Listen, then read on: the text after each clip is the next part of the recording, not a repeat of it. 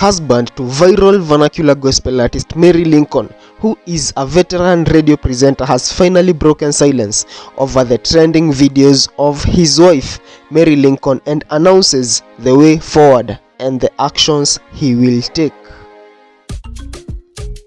Hapo hivyo nimechill na Holy J. Subscribe to Holy J TV. Are you holy? Hello guys, and welcome back to Holy J TV. Of course, it's your boy Holy J, your number one infotainment news plug. Na manze, kama uja subscribe kwa hii channel, kindly consider doing that because great content is coming, and thank you so much manze, ile support mnaendelea kunionyesha as usual.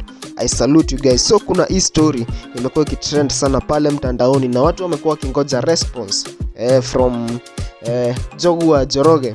Story ya tunaongelea ni about Mary Lincon. Now later tujaona the husband who is a veteran radio presenter akiongea, but we have close sources wenye wametupea information. Now, Mary Lincoln's embarrassing photos that went viral have caused a significant rift between her and her husband, Njoroge. According to a source close to the couple, the veteran vernacular presenter is planning to repossess a house and a posh car that he bought her. She was gifted the house during one of her birthdays and then rented it. He is so mad at her that he doesn't want to see her face to face. Mary Lincon has been trying to reach out to him through close friends, but her efforts have not yielded fruits. Although this is the first time their marital woes are being exposed to the public, we understand that their marriage has been rocked by endless wrangles since 2020.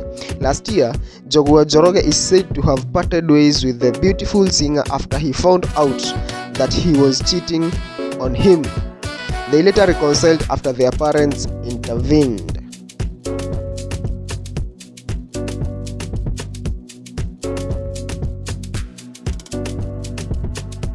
So currently that is what is happening to Mary Lincon and Njoroge. Inaonekana Mary Lincon ataanza tena from scratch kwa relationship yake, and I don't think this time it's gonna be easy for her like venye imekuwa in the recent past, venye wazazi waliingilia kati na relationship yake ikarudi fiti.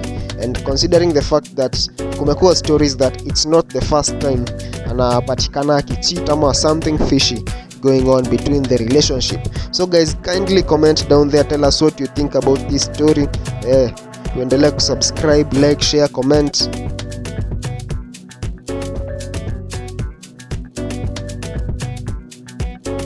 And in the meantime, it has been your boy Holy J, and adios. I'm gonna see you guys in the next video.